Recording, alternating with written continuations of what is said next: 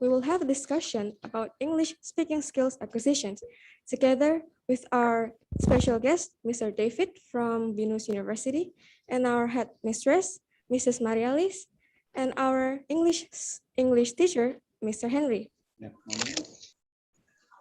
First, we'll hear a word from our headmistress, Mrs. Marialis. The time is yours.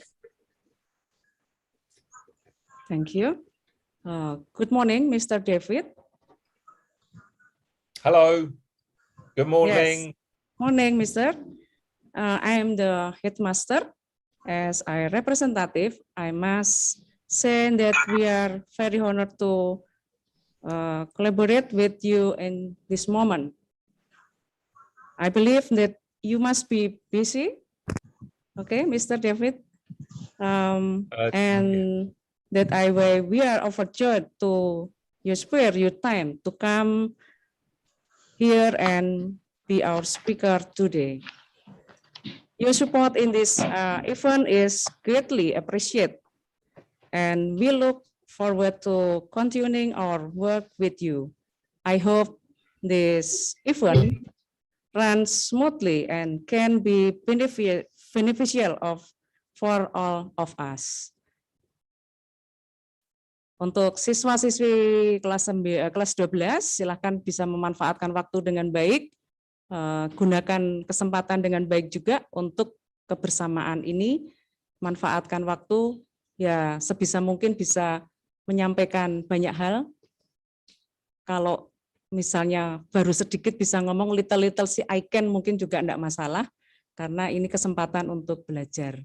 Oke, thank you Mr. David. God bless you.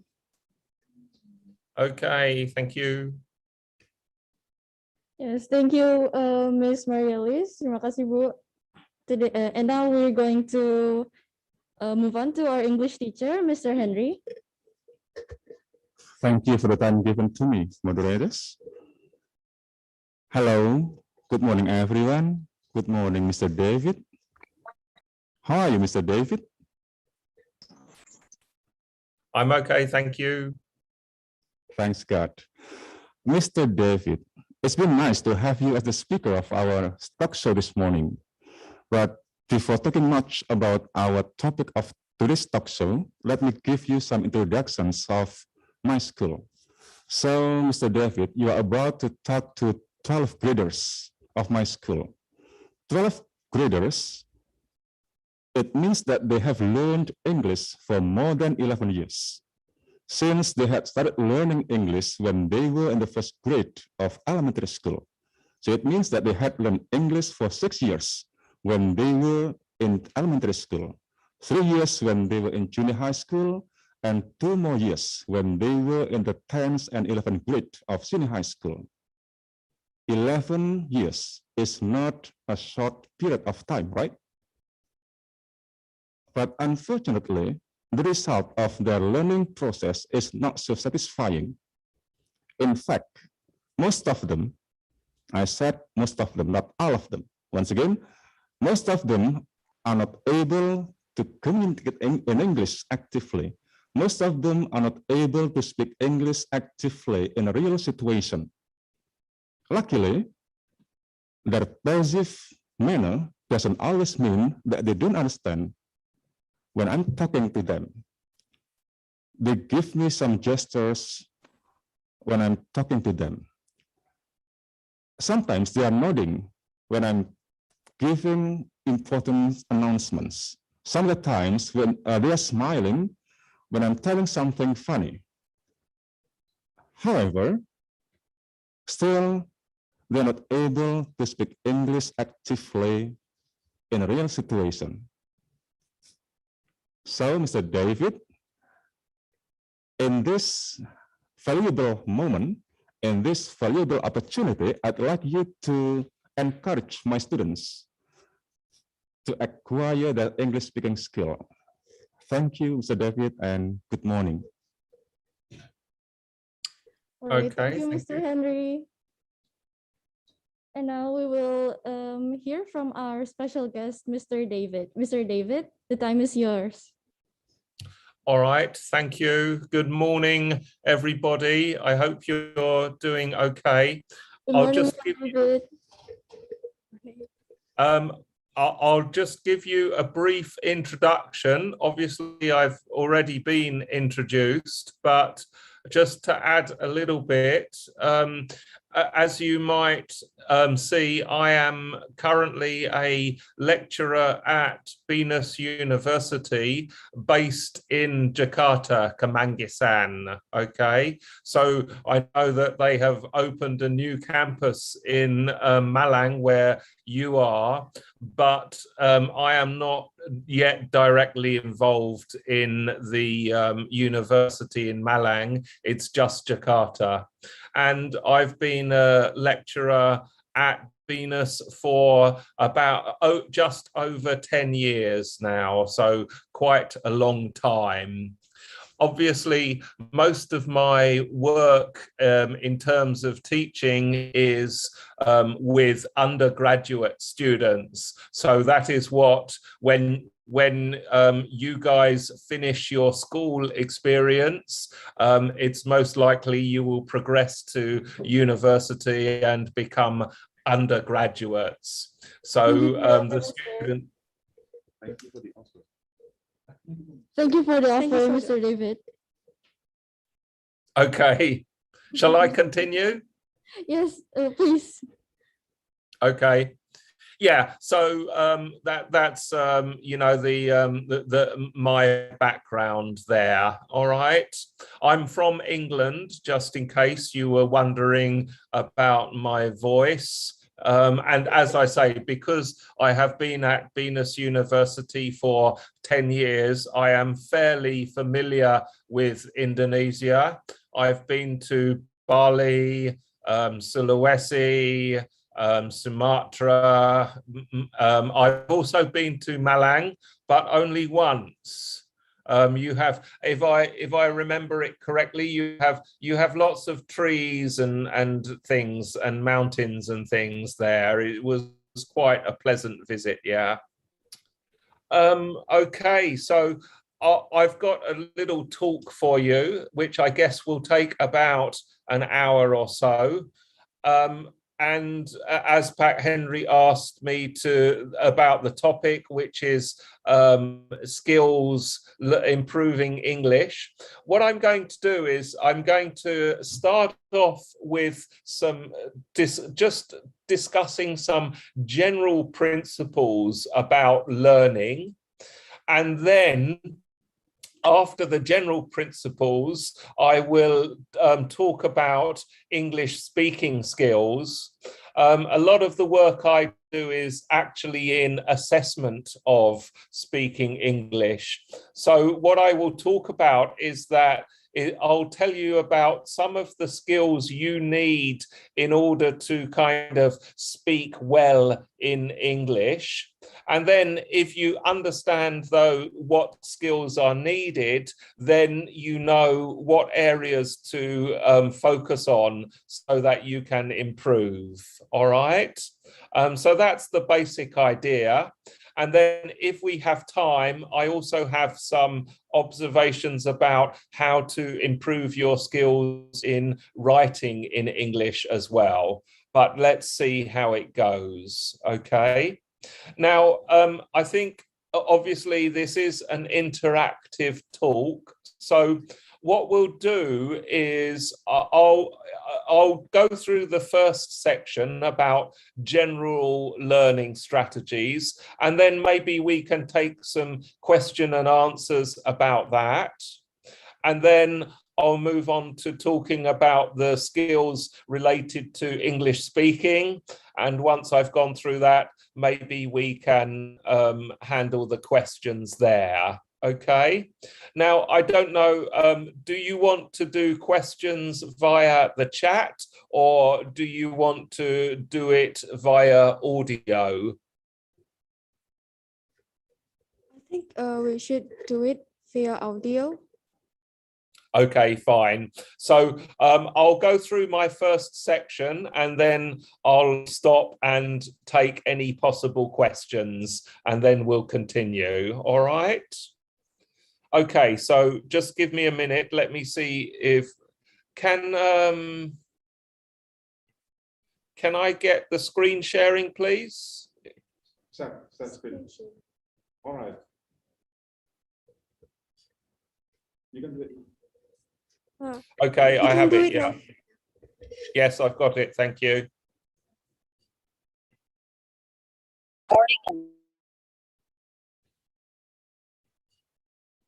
Okay, can you see my screen? Sure. Yes. Okay, everything is clear, yeah? Yeah, All that's right. So I just want to talk about some of the things about general. It's useful to understand general study strategies. You may already know these, so if you do, then this is just a good chance to reinforce your knowledge about kind of like how to study well and how to study effectively. Now, let's just talk about some of the things that do not work when you are studying, okay? So these are things that typical students do, but do not get very effective results. And you can see I've got this little list here in the second box below. And the first one is underlining or highlighting. So this is where if you are reading a book or reading a PDF or an ebook and you highlight it electronically or underline it with a marker, okay, because it is something important in the book or article. Now, that kind of thing does not really help. The only thing underlining does is that it helps you to kind of identify points in the text, but it will not help you to learn and understand information. And another thing is rereading, which is just reading the same thing again. Doesn't help with your learning. It's not going to help you to remember. Obviously, we'll talk about language. With language, you need to remember the language that you are learning. It's not just a simple thing of you read and then suddenly you can speak English or French. So you need to do more than just reading stuff in a new language. And then the other kind of problem that students use is cramming. Now, cramming, what do you say in Indonesia? SKS, isn't it? Something like kerja semalam, yeah. You know, when you have a quiz and you panic and you study for maybe like one night before until 12 o'clock or 1 o'clock, just because the next day you have a test. And maybe you only sleep 3 hours or something because you've got this urgent need to study information. Obviously, this is no good. It doesn't feel good. It's stressful and it is a bad thing to do. So these are some of the strategies that we need to avoid, and we need to have different learning strategies. Oops. So that's what doesn't work. Let's talk about what does work, okay? And the first thing is you need to test yourself. So this means, well, it means what it says, testing yourself, which means you're making questions about what you have learned. So if whatever the topic, let's say if I'm talking about English, your teacher has presented to you the various uses of a specific language grammatical item, then it's not just about reading and making a note of how to use a grammatical item. You need to make questions about these and test yourself on how much you understand that particular topic that you are studying. Obviously, testing yourself means without looking at the material. So you have to close your books and then kind of ask yourself, okay, what were the uses of grammatical structure X? And go through, prepare some questions that you can try to answer without looking at your notes or the information in the books. So you have to have this information comes before remembering comes before you can use or apply any information. So before, if you want to speak, before you can speak fluently and confidently, you need to put in the effort of actually remembering the language that you are learning.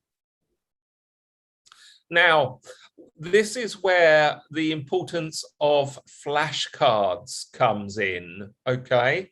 I don't know, well, this is a question that we'll talk about in a minute, but if you are not familiar with flashcards, I strongly suggest that you start using flashcards in your studies.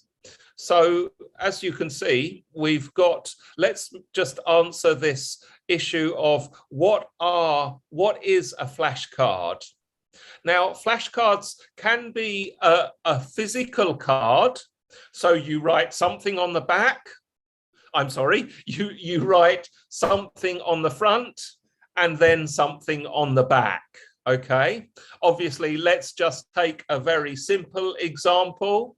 If you're learning English vocabulary, then on one side of the card, you might write table.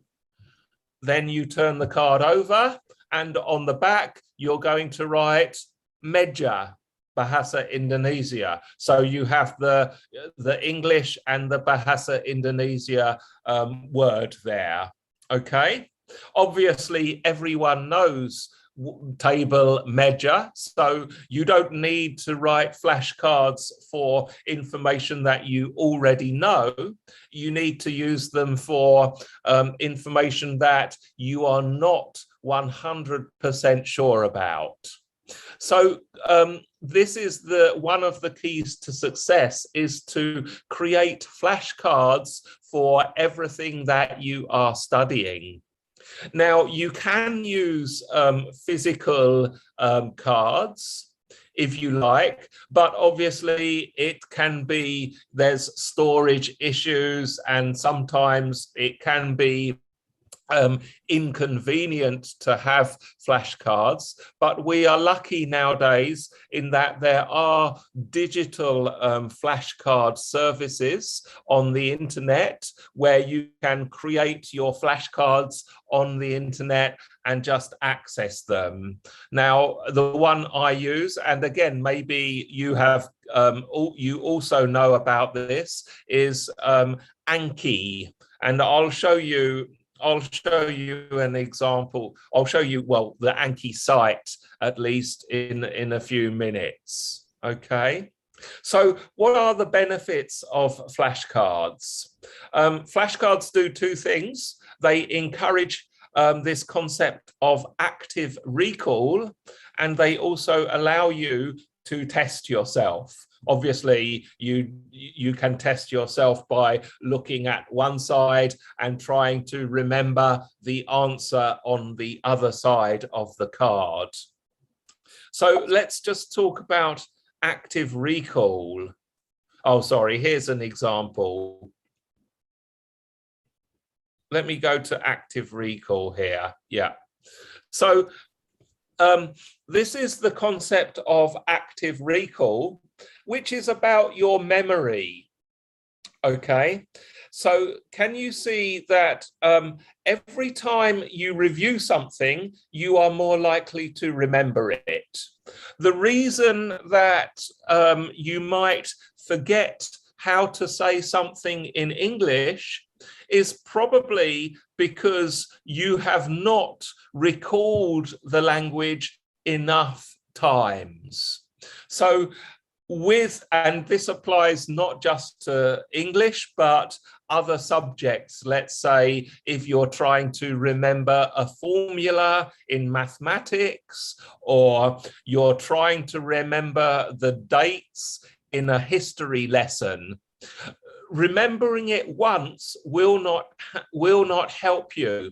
You have to remember the same information again and again and again and again. And you can see in the second graph, we've got the peaks here, and you can see there are 5 peaks. So the same piece of information, you need to review and refresh your memory about 5 times, okay?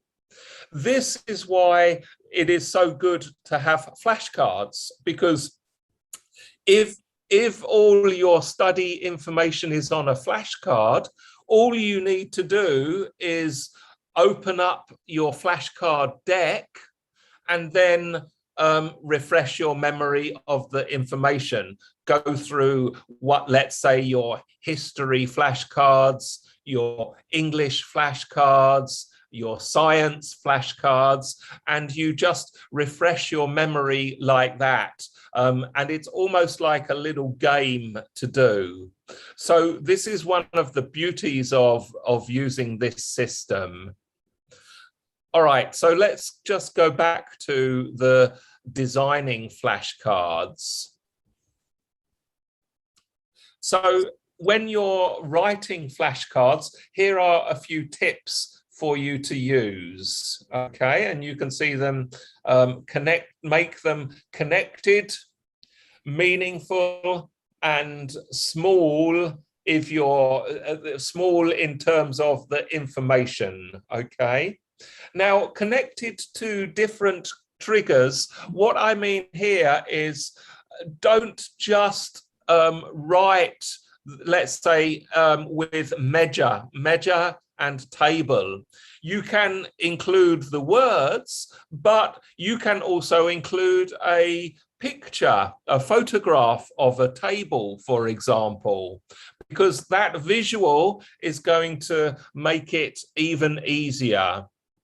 And you can also record the audio as well, especially with the online flashcard services. They will allow you to actually record information onto your card, and you have one of those little play icons, and you can play the information as well. So you can use written, visual and audio triggers on your flashcards just to help you remember things more clearly. And then meaningful, be clear about what the learning will help you do. Okay, so that's having a why. Okay, be clear about why you are learning the information. And when you're writing your flashcards, try and make the information small. If you write a big, long, like 100-word flashcard, basically it's too much for you to remember, and you'll probably get bored when you look at the flashcards. So you need to sort of keep the information just short to a few words and small pieces of information there. Okay, so that's some ideas about flashcards, and the idea here is to make sure that you do combine active recall and spaced repetition. Every time we revise something, our memory will get less bad. We will be more likely to remember something. The next thing is, I mentioned this earlier, is about using your brain. And this idea of making questions and kind of testing yourself. If you try and just take a passive approach to what you're learning, then you're not going to learn it. So you need to kind of make your brain think about stuff. And so preparing some questions that you're going to test yourself on can be very useful. Now, when you manage your learning, these are some of the categories that you can use. So you'll have this process of information, and it starts with stuff I don't know, okay? Meaning, you know, this is all new information. Then you study it a little bit, and the second stage is stuff I know tiny. Now, this is not a grammatical sentence, okay? There's no mistake. I just kind of wrote it like that to make it slightly more memorable. But you go from I don't know to I know a small amount. Then your confidence increases to okay, that's like, well, I understand it, maybe 50, 60%. And then it goes to 100%, okay? Stuff I know well, all right? And this is the kind of process where you can divide your knowledge and be aware of how well do you know it? Is it 0%? Is it 25%? Is it 50 or 60%? Or is it 100%? When we use flashcards actually allow you to assess whether on the digital with the Anki system, then that you can answer it, and you can answer whether it was easy, difficult. What was the other? There's four of them. You can, again, you have the choice of again, which means I don't know it, so I need to learn this again. Then you have the choice of hard, and then I think it's good and easy. So when you're going through your flashcards, you can assess how easily or how much difficulty you had answering the question, and then you click the option so that the flashcards will repeat at the right time. So these are some of the questions that you can ask. Okay, why am I learning this? Why does it make sense? Why is this true? What new information does this provide for me? How does it relate to what I already know? Again, these are general questions, but you can apply them to learning language just as much as you can apply them to learning physics. Okay, let's say we are studying a grammatical item. All right, and you can ask yourself, what new information does this grammatical item provide for me? meaning what does this help me to express? So it's a good idea if you just note down, these are 4 questions that you can use as you are studying your topics. Okay, we don't need to do that. These are some resources on, so obviously there's more videos you can, I've only kind of introduced you to the concept this morning, but there are certainly lots of information on the internet. These are some sources. If you go to YouTube and you just type in spaced repetition on YouTube, then you'll find lots of tips and strategies about how to use spaced repetition. And then also that this is the one above is an article. Now, I will share the slides later on so you can access these resources. Okay, let's just stop there then for the minute. And I just want to show you, oops, wait a minute. Okay, so let me just show you Anki before we move on. So I'm on the internet now. Hopefully you can see my browser, Safari. Now the website, see if I can, let me just put this in the chat for you.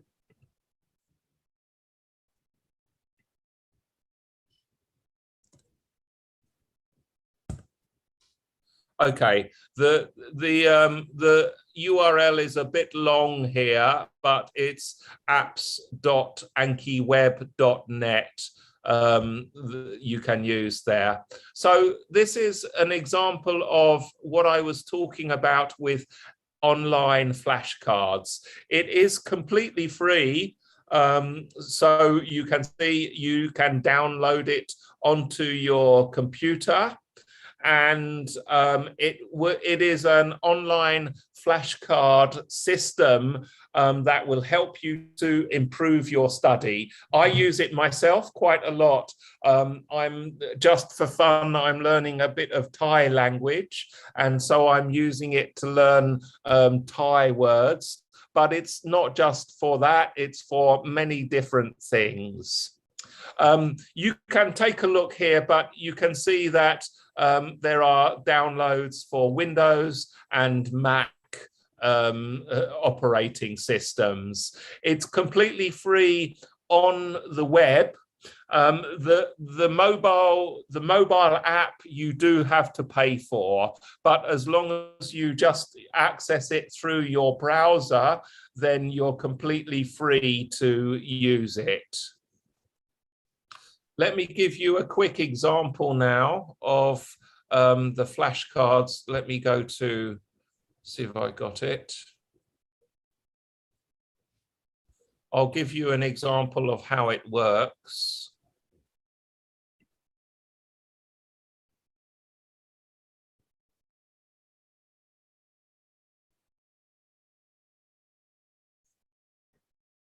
Just bear with me, here we go.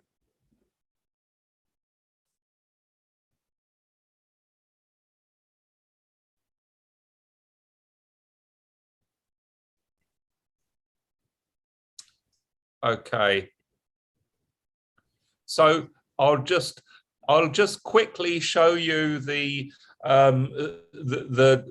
is the online app. There's no graphics. It's not very exciting, but what you have here is you have your decks, which can be different topics. Okay, so you choose the deck that you want, and then let's say you have to choose the deck and then study now. And then we have this one. I've just got that this is the Thai Kwam Pit Wan Ang. That means disappointed, disappointment. So you can see, okay, now I show the answer. And then this is, I can decide, was this easy to answer? Was it good, meaning okay? Or was it hard to answer because I forget? Or did I completely 100% don't know, so I need to try again? I'm going to go good. So you click good, and then it gives you the next one, nguni. This one means money. So you see the word and you think, nguni, nguni. What does this mean? Show answer, money.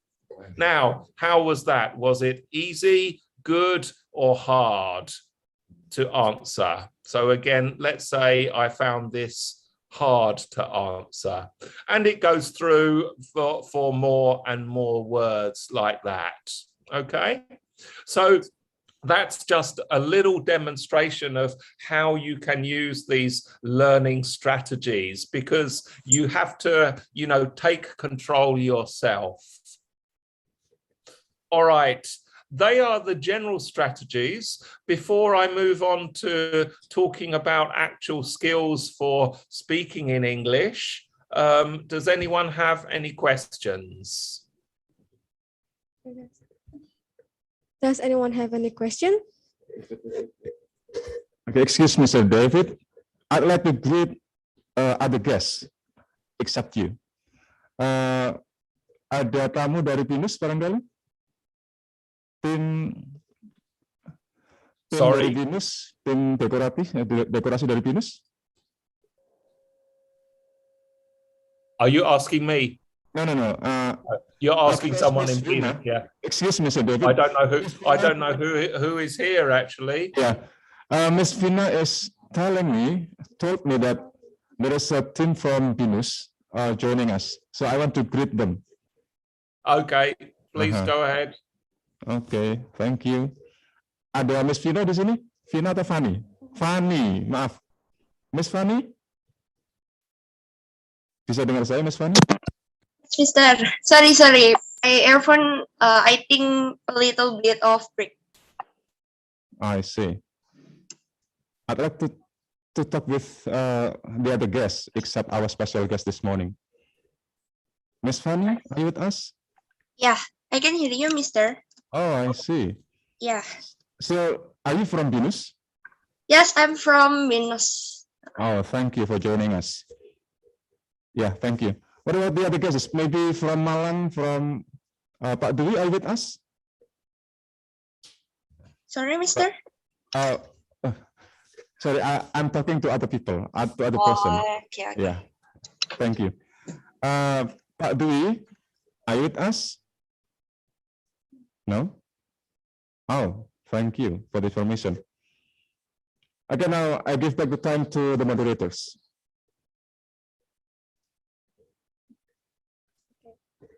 Does anyone have any question?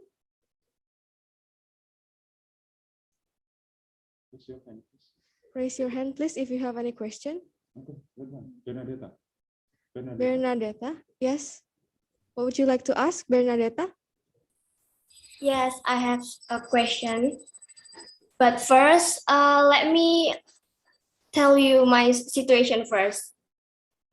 I've been finished reading some books in English before, but sometimes I didn't understand about what I just read, and perhaps Mr. David have some kind of like book recommendation for beginner like me so that I can understand and learn English more.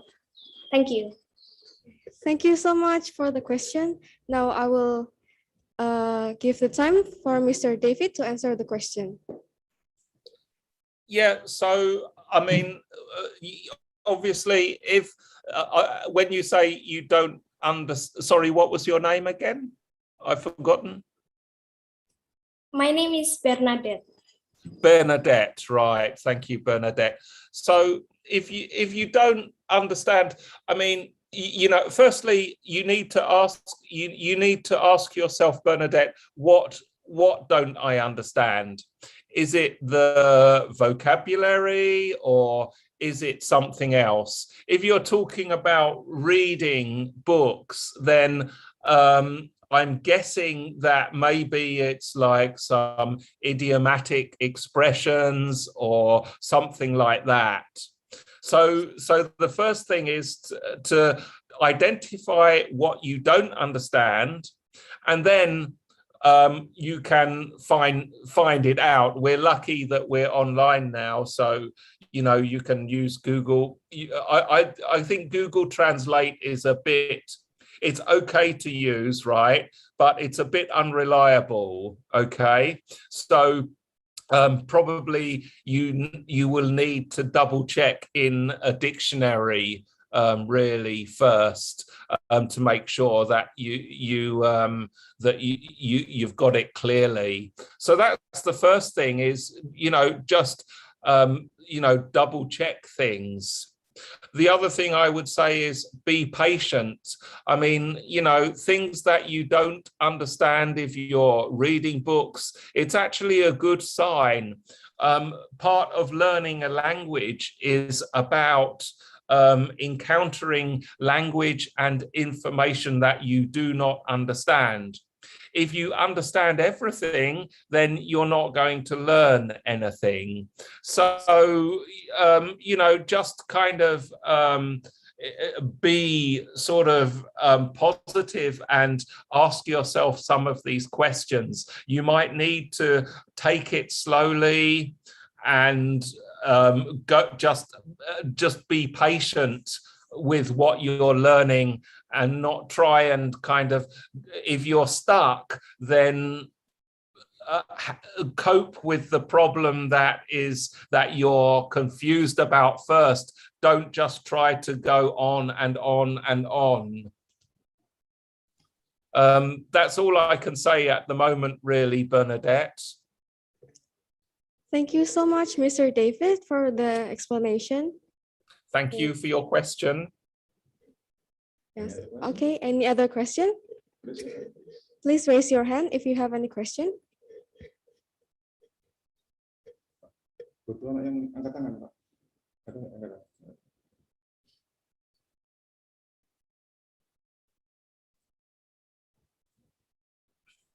No more questions? No more question? No more Seems like we still have enough time.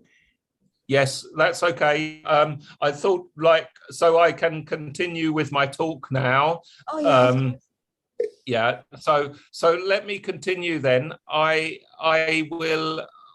So I've spoken about some general strategies. Now let's focus on English speaking skills specifically. Okay. So I'll go back to my slides. Just bear with me, please.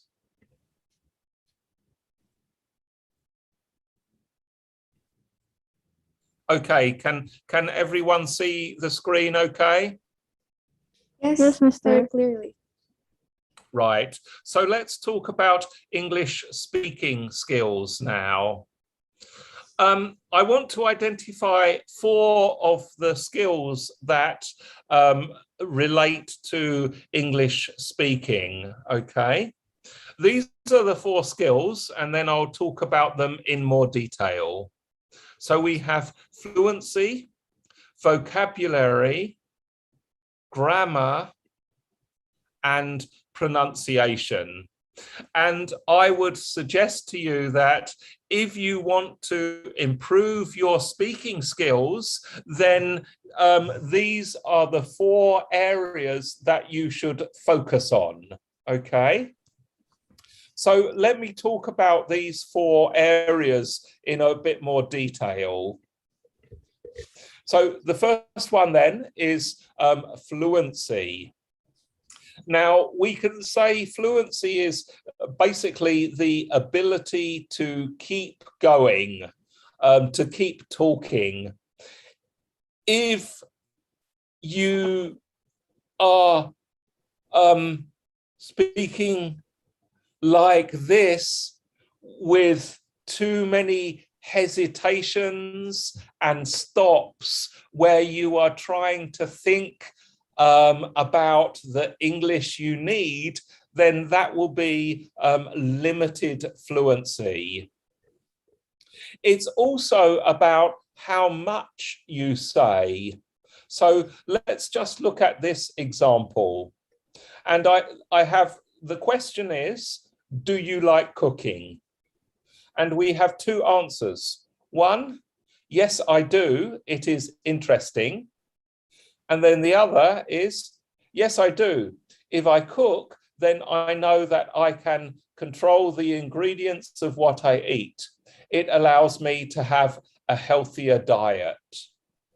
Now, one answer is short, and the other answer is long. So with the longer answer is basically better than the short answer. Just to say something like, yes, I do, it is interesting, that's basically a boring answer, really, isn't it? It doesn't really give the people in the conversation any information or any kind of ideas that they can talk about. So to improve your fluency, a general kind of mindset is to say as much as possible. It's not just enough to say what is interesting. You can say more by explaining why. What is interesting about cooking? Fluency is also about how you connect your ideas together.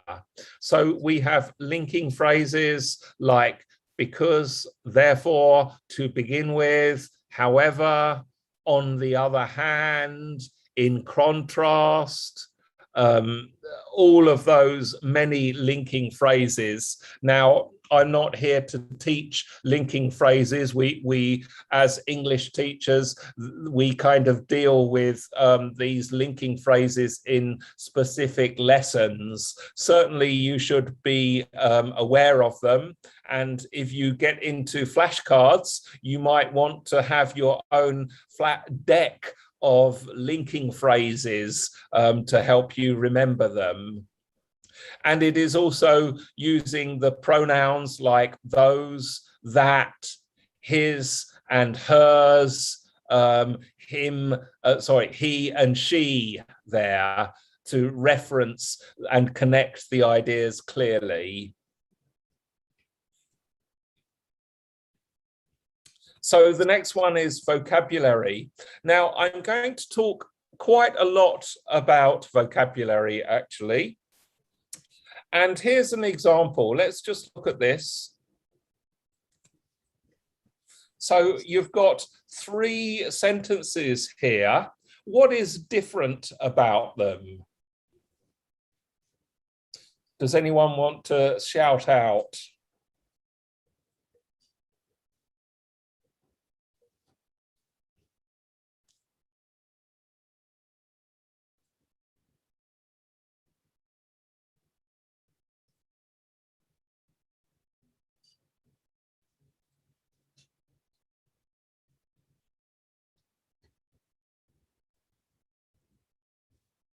Okay, so the difference is in the vocabulary. Okay, we have, I was surprised to hear the news, I was astonished to hear the news, and I was astounded to hear the news.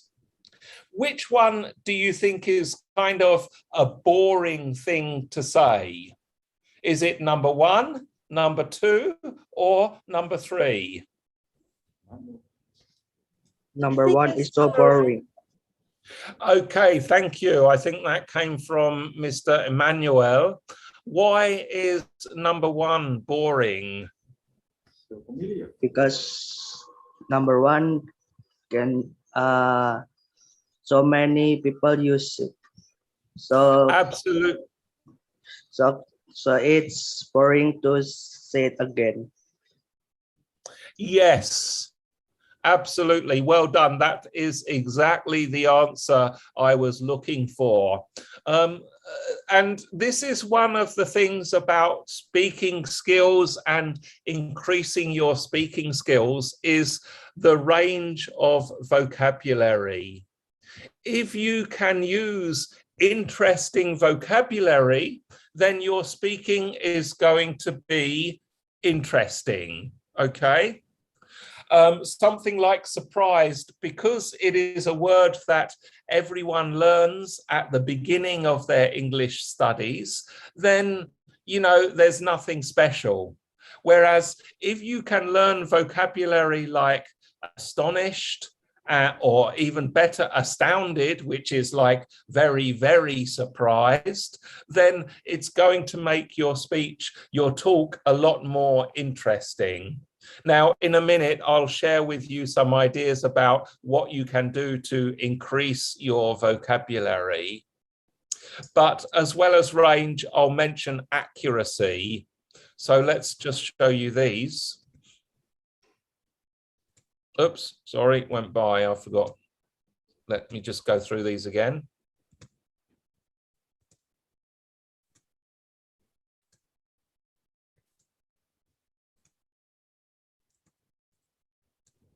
Okay, now if you just look at the second set of examples there, which one is correct? Only one of them is correct.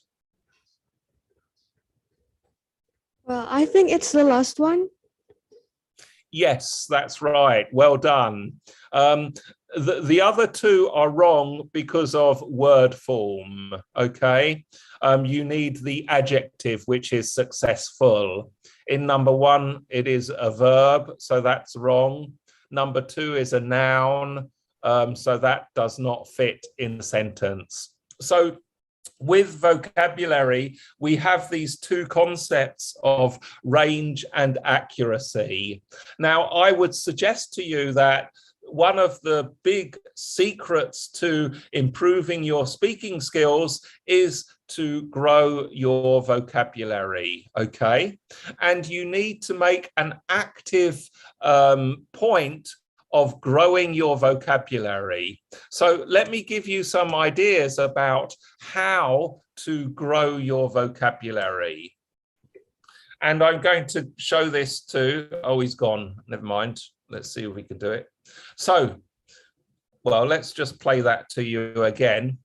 It's disappearing, but this is something that I call Eric can't understand Russian. This is a little system I've got to help you have a process for growing vocabulary. Eric can't understand Russian. What does that mean? Well, firstly, we have expose, okay? Now, the E means expose. Expose yourself to English. And I think Bernadetta was talking about reading books. Probably the best way to expose yourself to English is to have a reading habit. Reading is better than like social media, YouTube, Instagram, and things like that, mainly because we can get distracted a lot with all of the kind of visuals and the alternative videos available on social media. So it's the distraction factor that limits the benefits of exposure. But if you're reading, then you just have the text in front of you and you can read and expose yourself to more interesting vocabulary. After that, we have C. Now, C means capture. There's no point reading new vocabulary and doing nothing. You have to write it down. And I do strongly suggest that you have your own vocabulary notebook. This can be the good old-fashioned physical notebook, paper, and where you write down the new vocabulary. It can also be a digital notebook that you have on your phone or your mobile device or your laptop. So once you have encountered new vocabulary, then write it down. Now, step number 3 is to understand what that means. And remember that this is vocabulary that you don't know. So you will have to look it up. And as I mentioned earlier, for sure, it's likely that you will go to Google Translate first. That's okay. Why not use Google Translate? But just remember that it is not 100% reliable. So you should double check vocabulary on a dictionary. Okay. So just to recap, I mean, maybe earlier on I introduced you to the word astounded. Okay, maybe that is a new word for you. Capture means that you write that word astounded in your notebook. You understand means that you check out the meaning online to make sure that you completely understand what the word means. Now you have to remember. So we've already talked about the principles of remembering, because as I said earlier, you will never get to speaking in any language well. Well, I say you, it's me, all of us, none of us can use a language if we do not remember again and again and again. So remember to use spaced repetition and to use your flashcards here. There is also one other strategy to help you remember, and this is related to memory skills. Now, I don't know if you have seen or if you know about these memory competitions. And in fact, in Indonesia, actually, it was a few years ago now, but they did have the World Memory Championship in Jakarta, I believe it was. I can't remember the year. It was about 5 years ago, so quite a long time. But what happens in these competitions is that the competitors have to do things like remember a whole pack of cards or remember a really long series of numbers. Now, how do they do that? It seems amazing how much some of these memory champions can remember. Does it just mean that they have this special gift that no one has? Well, actually, no, that's not the case. There are strategies that you can use to remember things effectively. And as well as the spaced repetition, we also have this concept of visualization. So if you want to remember language, try and visualize it. That means make a picture of the word that you are trying to remember. If you can make a picture of it, then you're going to remember it much more quickly and a lot more clearly. Now, with visualization, it takes your imagination and it does take a bit of practice as well. Okay, the last one is use. So I think there are, even though maybe you don't necessarily have real opportunities to speak in English with other people. All your friends are, you know, from your community in Malang maybe, and obviously you will speak Bahasa Indonesia with friends and family most likely. I understand that that area is difficult, but we are also quite lucky because there are opportunities for us to use another language. For example, if you have assignments at school in English, maybe you are making some PowerPoint slides, or maybe you are writing emails, or maybe you are doing some assignments and writing some kind of thing on Microsoft Word. Well, if you're doing that in English, then why not take the opportunity to use your new vocabulary in your schoolwork and in your assignments.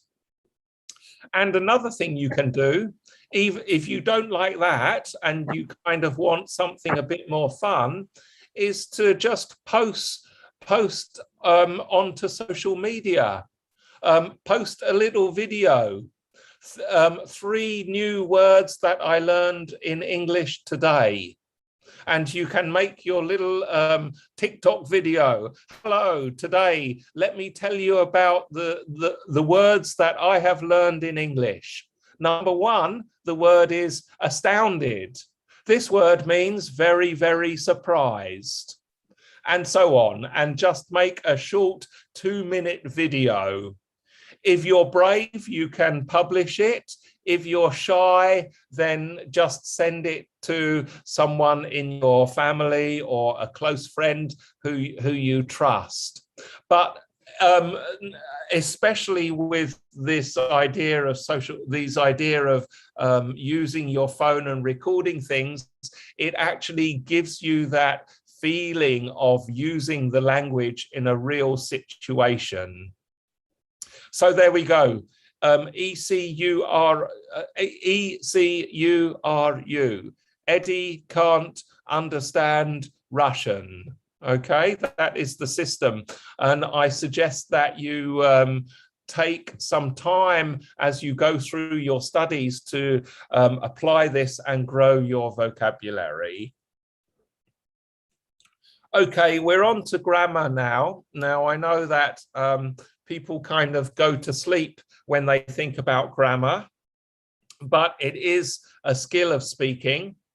So we have grammatical range. And basically, again, we have this idea of long and short. With simple grammar, your sentences are short. With complex grammar, then your sentences are longer, all right? And of course, you will be adding more specific and detailed information there. So a wider range of grammar will make your speaking better. This third example rather, is I have been to Paris. It is a beautiful city. So here we have 2 simple sentences, 2 simple structures. And then in this next example, it is the same information combined together with a relative clause. So that makes the grammatical range more complex. I know, again, with speaking, the accuracy of your grammar, I think the first thing I would say about it is do not worry about grammar mistakes, especially when you're speaking. They are not so important. Making a mistake doesn't matter so much for speaking. It's about, can you be understood? However, it is part of speaking, and the fewer grammar mistakes you make, then the stronger your speaking skill will be. Okay? Now, in these examples, we have different types of mistake. So I am living in my house for 3 years. That is not a serious mistake. It is a mistake. It should be, I have been living. We have an error with the auxiliary verb there. But that's an example of a mistake that does not matter in speaking. The next one, always I go to the school every day. That is a bit more serious, okay? We have a word order error, and it's a simple structure. And we also have every day, always and every day is a bit of repetition there. The third one, again, that is a small mistake. If I am famous, I will help the poor. This one is interesting because it is actually accurate. There is no grammatical error in that third example, but it should be the second conditional. So the choice of grammar is wrong, not the structure, but the choice is wrong. So in that third example, we have this would be a higher level thing where actually it's a bit better to say, if I were famous, I would help the poor, because you're probably not going to be famous. So it would be most accurate to use the second conditional. And there's just different types of mistakes, okay? So that's my point. Don't worry too much about the mistakes that you make, but try and improve in that area. Now we have pronunciation. So obviously speaking is about making sure people can understand you. And pronunciation is a big, big topic.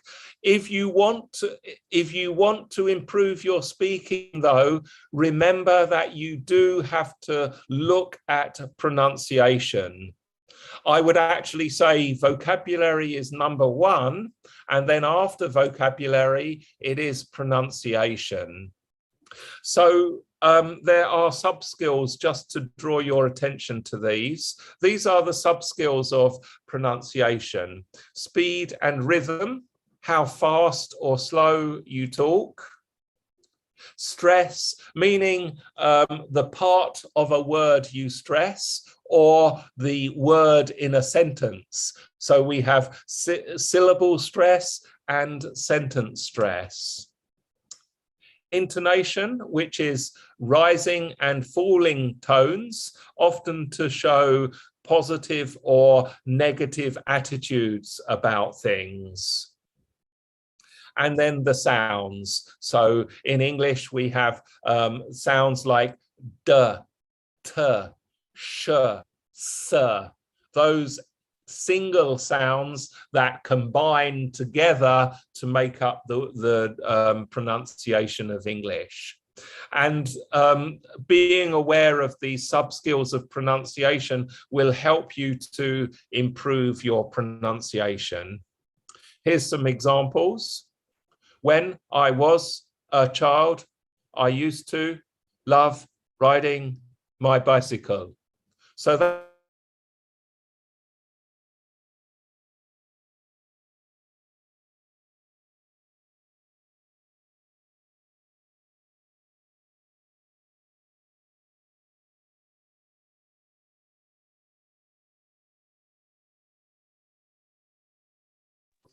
Udah connect ya?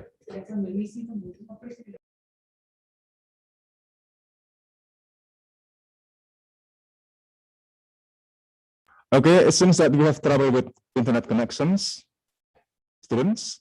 So I use this moment to remind you, please don't forget to complete the attendance list. Yeah, we have said in the chat room. While waiting for the native speakers, please do something, complete the attendance list, please.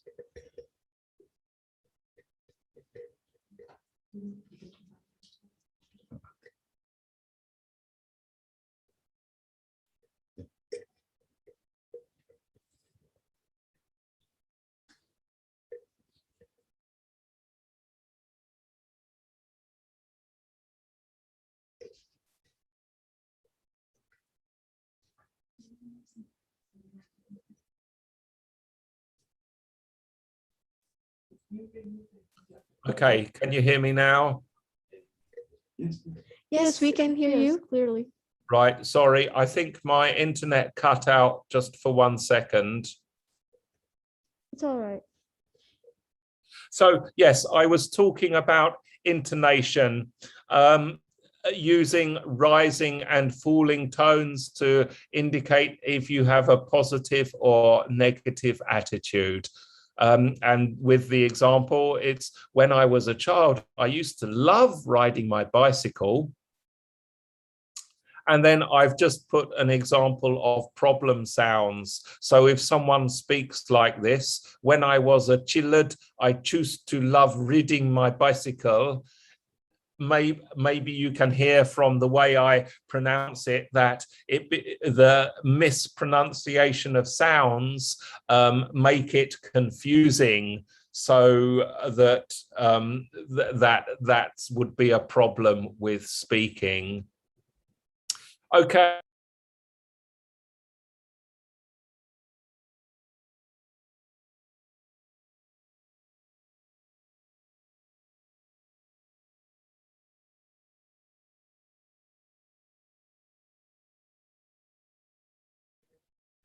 Okay, students, you can prepare your questions. It seems that the speaker has a trouble with internet connections now. Maybe you can prepare Can your you hear question. me? I think luckily I'm Yep. back now. I don't know what happened. But yes, I'm back. So that's what I was going to say anyway. I got through the information, and yes, let's go to questions then. Thank you so much for the explanation, Mr. David. And does anyone have any question? Feel free to ask. If you have any question, you can raise your hand.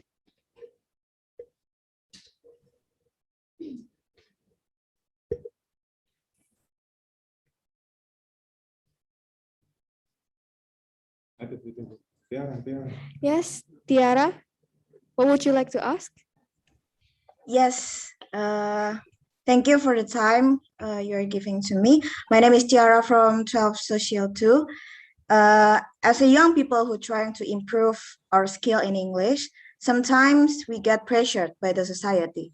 People say you don't have to learn English or you don't have to speak in English because you live in Indonesia. But we know that if we never speak in English, we'll never improve our skill. So my question is, in your opinion, how to deal with that kind of society? Because it makes us lazy to learn English. And when we try to speak English, people say we're trying to be Western and didn't like Indonesian language. So how to deal with that kind of society? Thank you. Thank you so much for the question. Now I will give the time to Mr. David for answer the question. Wow, Tiara, that's a good question. I don't know. Obviously, you know, you're describing a tricky situation, right? It's not something that perhaps is easy to to solve. The only thing I can suggest is, you know, try and decide. I mean, if you're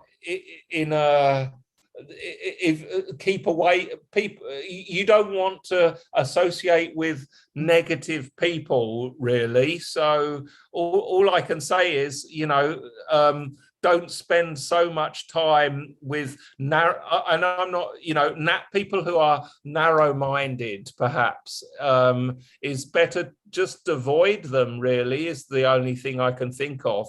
I know that's not always practical to do, but you know, as I think you'll find when you go to university, you'll find that people are a bit more open-minded, really. But yeah, just try and stay with people who are open-minded and not narrow-minded. Okay, thank you for the tips, Mr. David. Yeah, you're welcome. And it seems like Christian Valentino has a question.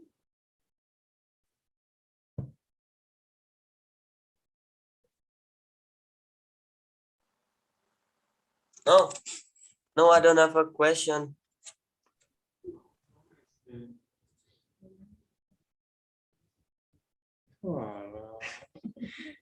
Okay, does anyone have any question?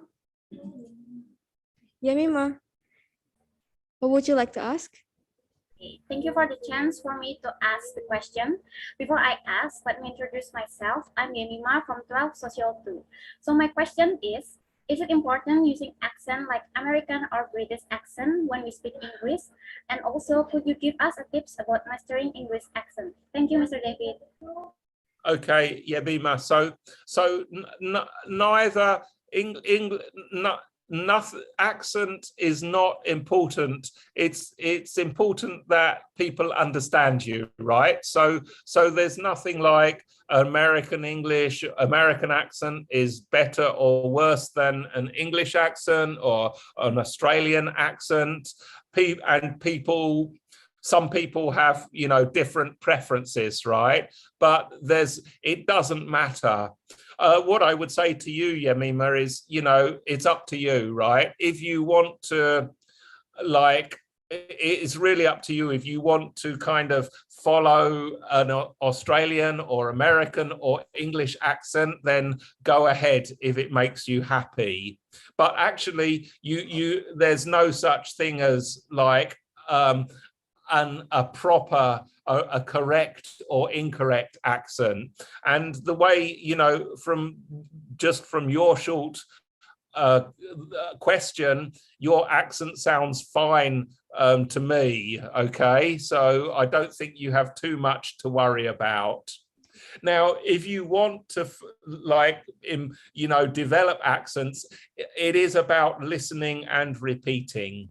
Okay, so watch films, watch some of your favorite films on Disney or whatever, and listen carefully to how people speak. Okay, and then you can decide yourself if you want to sort of replicate the way they speak, then you can do that. That's okay. It's a little bit like music, right? I don't know if you play a musical instrument, but if you're learning a song, you kind of play the song and you listen to how the musician plays it, and then you try and copy it. So it's a bit like that, really. Okay, thank you so much for the advice. You're welcome. Yeah, now we have Christopher Robinson. What would you like to ask? Yes. Okay, thank you for thank you. My name is Christopher Robinson from 12 Science 1. So I have a question. I want to improve my English skill, but I'm confused to do it. And then you give me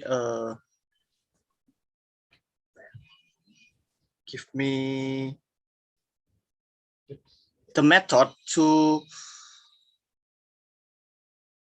increasing my English skill. Okay. So the question is, which one should I to do first? Yes, that's it. Okay, so all right, Christopher, if you want to know something like that, number one, choose a book that you want to read. Okay, let's say you want Harry Potter. Okay, go and get a Harry Potter book. Okay, or anything you like, right? Just as an example. So go buy a book for Harry Potter. Say to yourself, I'm going to read this book 3 or 4 times a day. Sorry, a week. 3 or 4 times a week for 10 or 20 minutes every time. And then read your Harry Potter book. Then you go into the vocabulary, okay? Eddie can't understand Russian. Write down the vocabulary that is new to you in your notebook. Create flashcards and study the flashcards from that vocabulary. And then just go through that step by step. And at the end, you will have read 1 Harry Potter book, and you will have learned all of the interesting vocabulary and language in that book. There you go. That's a plan for you. Yeah, thank you so much, Mr. David. Now, this is the last question for Juliana Widya. Yes, thank you for giving your time to me. Sometimes when we start to talk with strangers in English, we're very nervous because we're afraid of being wrong in pronouncing some words. So, can you give us any trick or tips in order to know how to not to be nervous when we talking with strangers in English? Okay, Juliana. So you can do some preparation, right? Yes, I know. Maybe when tourism comes back, and I believe in Malang,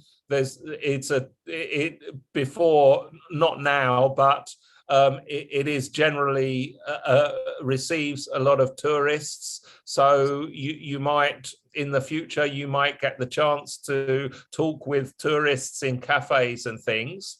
So you can do a bit of preparation. You can think to yourself, well, what if I meet a tourist, or if I, go to a different city and have to speak in English, what do I need to talk about? What questions do I need to ask?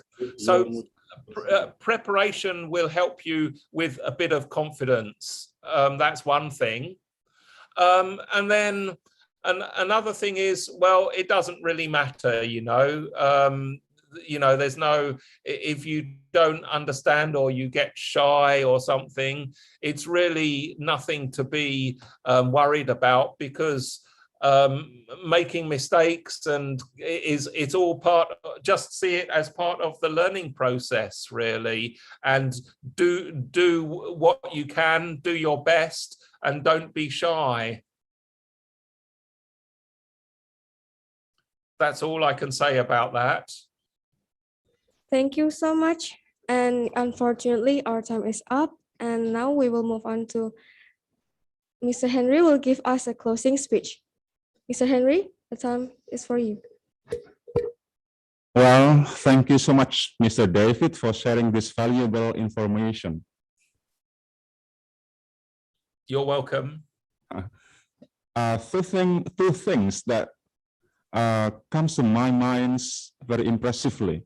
The first one is, don't be afraid of making mistake in grammar, especially. Yeah, that is what I always say to my students. Yeah, because when they are speaking, they are always afraid of making mistakes, so they don't want to speak. Okay, that's the first one, and the second one. What is the second one? Sorry, I forgot it. And then, about accent. Accent is not so important, right? As far as we understood by other people and we can understand when people are talking to us, that's enough. So not always we have to choose whether using British or American English, but we are free to choose any accents. Even I myself, I usually using Singlish. Singlish doesn't mean Singapore English, but Sidoarjo English, because we are living in Sidoarjo, so I use Singlish, Sidoarjo English. Okay, so once again, my students, don't worry about making mistakes and about accents. Yeah, I think that's enough for me. Thank you, and I give it back to the moderator. Okay, thank you so much for the closing speech, Mr. Henry. Now, before we end this, let's take a picture together. Yeah, give your best smile. Smile, please. Smile, please.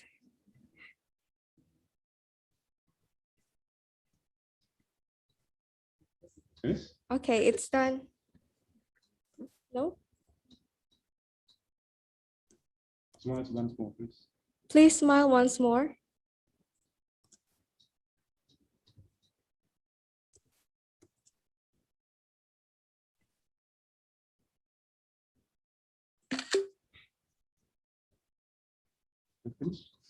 Okay, it's done.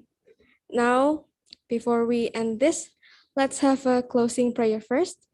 Here, Eugenia will lead the prayer. Okay, everyone, let's pray together. In the name of the Father, the Son, and the Holy Spirit. Amen. Father, thank you for the time we had today. May you bless each person that are attending today, and let your hand of protection be with us for the rest of the day. May the discussion we had be useful in the future. Amen. In the name of the Father, the Son, and the Holy Spirit. Amen. Yes. Thank you so much, Eugenia, for leading the prayer. Now, I would like to say thank you for Binus University, and thank you for Mr. David, who has given us the tips for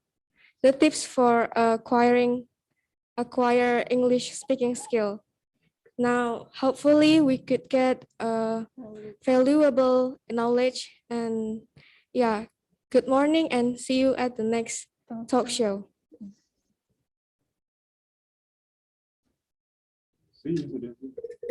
See you, Mr. David. See you, Mr. David. Thank you so Okay. much. Thank you so much. You're welcome. It's been a pleasure. Thank you for listening to me, and have a lovely weekend. You too. Bye-bye, Thank you. everybody. Goodbye. Goodbye.